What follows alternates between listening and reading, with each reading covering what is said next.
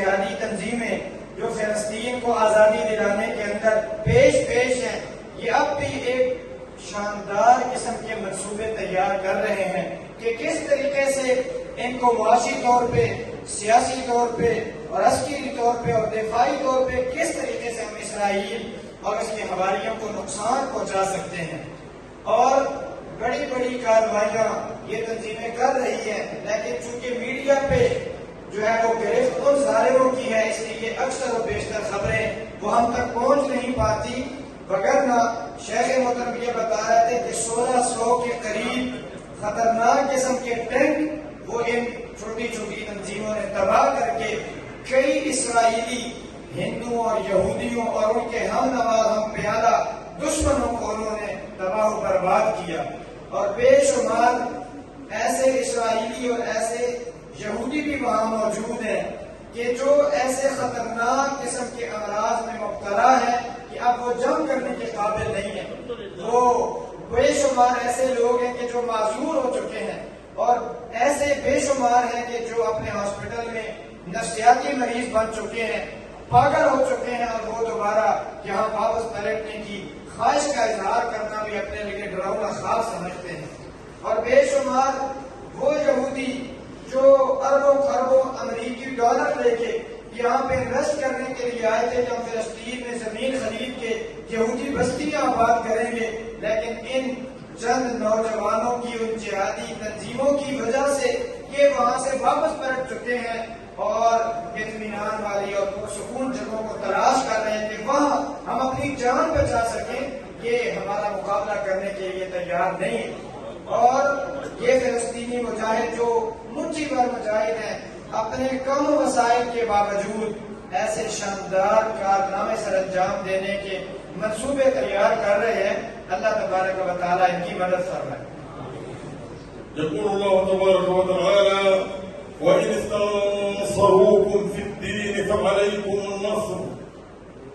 इख़वत al-इस्लाम wal-ईमान, عندما اعتدى يهود بني النضير على امرأة مسلمة، اعتدى يهود بني النضير في المدينة على امرأة مسلمة، فقام رسول الله صلى الله عليه وسلم بمحاصرتهم ومحاربتهم وإجلائهم من المدينة، وهم الآن يعتدون على النساء والأطفال والشيوخ وينعمون فيهم قتلا وإبادة جماعية وتدميرا وتجويعا، وهذا يستدعي حراكا قويا من المسلمين جميعا، حكاما وحكومات وشعوبا، حتى يوقفوا هذا العدوان المتواصل على أهلنا وشعبنا. ويقول الله تبارك وتعالى: إن تنصروا الله ينصركم ويثبت أقدامكم. ويقول أيضا: إنا لننصر رسلنا والذين آمنوا في الحياة الدنيا ويوم يقوم الأشهاد. فإننا إن شاء الله على ثقة بوعد الله عز وجل، وعلى أن يتحقق إن شاء الله قريبا النصر والتمكين. وإن شاء الله تعالى نصلي جميعا نحن وإياكم جميعا إن شاء الله في باحات المسجد الأقصى محررا بإذن الله تعالى. لبيك يا أقصى، لبيك يا أقصى، لبيك يا أقصى، لبيك يا أقصى. إخوة الإسلام والإيمان، وإنني في الختام أكرر شكري لكم جميعا كل من اسمه ولقبه، وشكر لإخواننا قادة العمل العسكري والعمل السياسي والعمل الإسلامي، قادة الجماعات والمؤسسات الإسلامية. شكرا لكم جميعا على هذا اللقاء وعلى بذلكم وعطائكم. شكرا لكم على ما أوليتمونا من حب وإخاء. جزاكم الله خيرا وبارك الله فيكم. شكرا لشعب الباكستان وحكومة الباكستان ورجال الباكستان ونساء الباكستان وأطفال الباكستان. وشكرا لإخواني جميعا، وأخص بالذكر إخواني في منظمة مسلم ميديكال ميشن التي تجتهد في إيصال الإغاثة لأهلنا والدعم والتأييد بارك الله فيكم وجزاكم الله خيرا، وآخر دعوانا الحمد لله رب العالمين، والسلام عليكم ورحمة الله وبركاته. نعرہ تکبیر! فلسطینیوں سے رشتہ کیا؟ لا إله إلا الله. یہودیوں کا ایک علاج، یہودیوں کا ایک علاج، ڈاکٹر محمود یوسف سے رشتہ کیا؟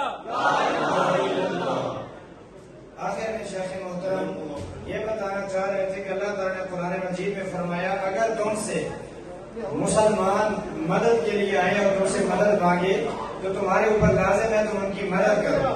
تو شیخ محترم یہ کہہ رہے تھے کہ ہم اللہ تعالیٰ کے خاص فضل و کرم اور آپ کے تعاون سے یہ کام کر رہے ہیں اور کرتے رہیں گے.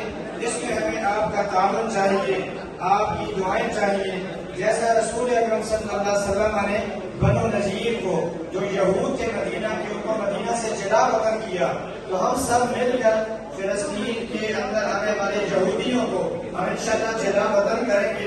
اور آخر میں شیخ محترم نے فرداً تمام حاضرین مجلس اور شرکاء کا شکریہ ادا کیا اور حکومت پاکستان، افواج پاکستان، عسکری قیادت، سیاسی قیادت، علماء پاکستان اور مرد و خواتین سب کا تہہ دل سے شکریہ ادا کیا کہ ہم آپ سے امید رکھتے ہیں. اور بالخصوص مسلم میڈیکل مشن جو ہمارے لیے ادویات اور مریضوں کے لیے غذا اور اس طرح کی چیزوں میں ہمارے ساتھ تعاون کرتا ہے، ہم ان کا شکر ادا کرتے ہیں.